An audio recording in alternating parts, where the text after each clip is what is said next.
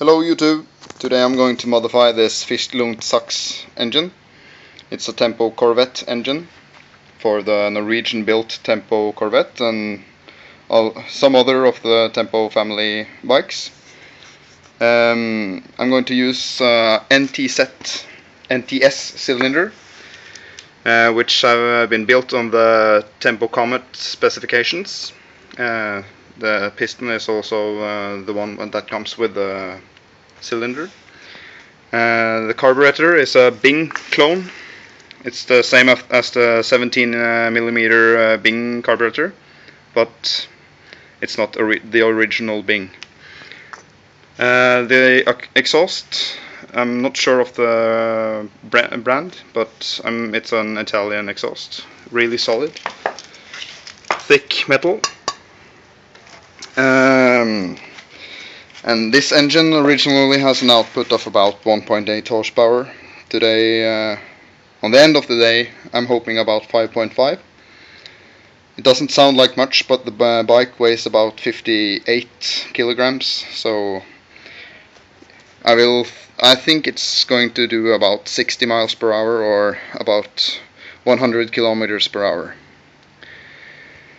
So I'm going to start disassembling the engine. Yes, I'm starting by removing the side cover on the engine. It's 4 screws. And you have to remove the kickstarter and the shifter pedal for the transmission.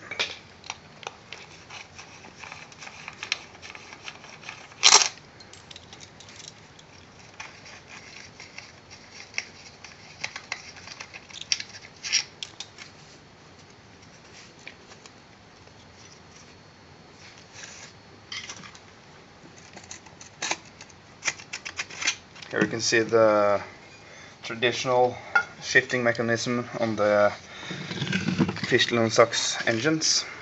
It's one of the most weird thing about these engines because it has a really special gear system. And this nut you use to adjust the length on the axle that goes inside the engine. So by loosening on this, you can use this one to adjust the position on the gear lever. So if I show you here, by then pushing the mechanism, you change the position on this. So to find the right position, it's different from every engine, but it's just by adjusting this in and out. This is the default setting. It's about 1 millimeter in on the bolt. So you just have to try. It's hard. If you wonder about anything, just personal message me on YouTube and I can try to explain how to do this.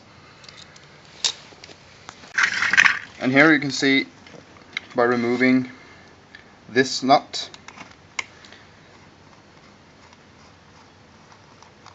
by unscrewing this, you have to do this to remove this cover.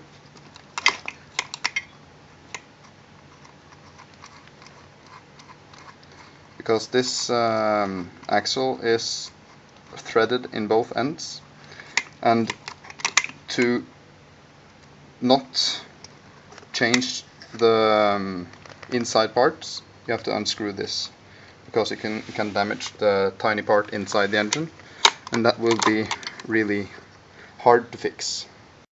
Yes, by removing these 2 screws or nuts, this axle is loose, and then we can remove the rest of the screws for the cover. Have to take off the fan.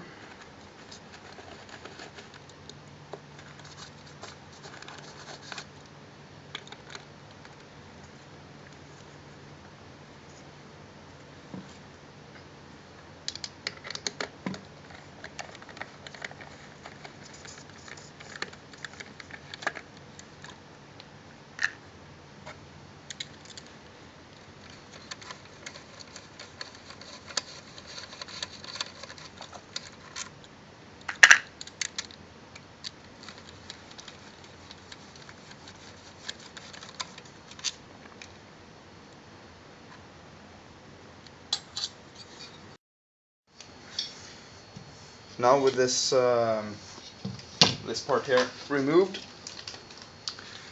since this goes on the cylinder to regulate the airflow, cooling the cylinder, this has to be taken off. And now the cylinder is bare. So now I'm going to remove the cylinder head.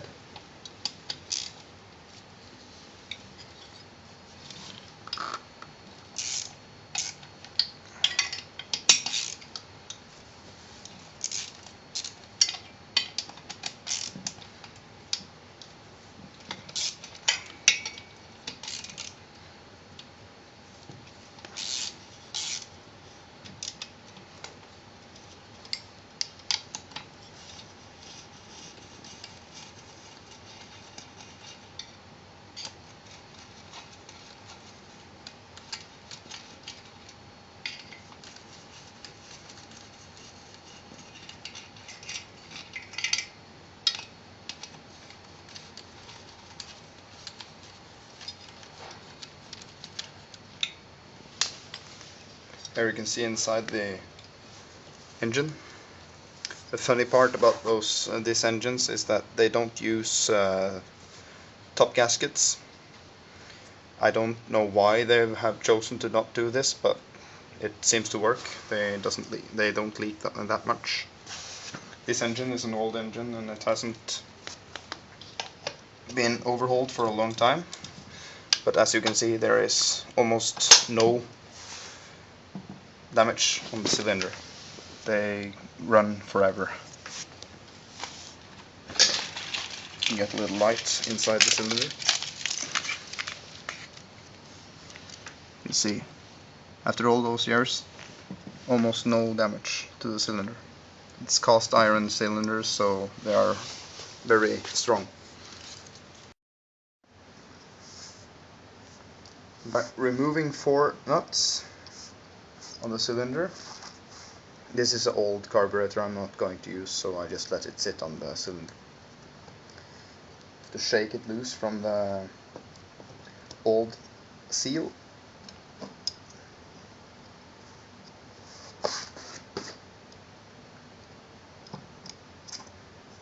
And there you have it.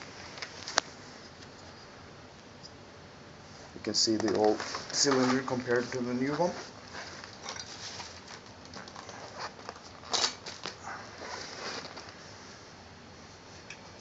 There's quite some difference compared to size. Then remove the piston by taking out those small clips on each side.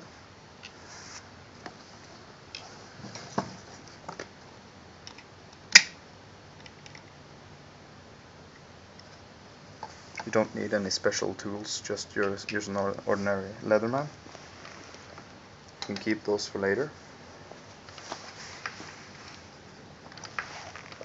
Push the piston rod out.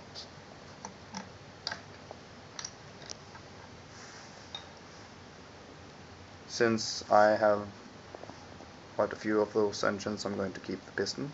It's in good shape. There's no problem with it. And when assembling the piston rings, it's really important that you align the gap on the piston rings with the little nut that's inside the gap for the piston ring. One important part of assembling the piston is that this little arrow is always supposed to point towards the exhaust. Now you can see I have assembled the engine. One very important thing is, when you have assembled it, this is supposed to run smooth. If it's not running smooth, something's wrong, and you have to take it apart again. Do this now, so we don't have the problem with the engine going to go to hell when you try to start it.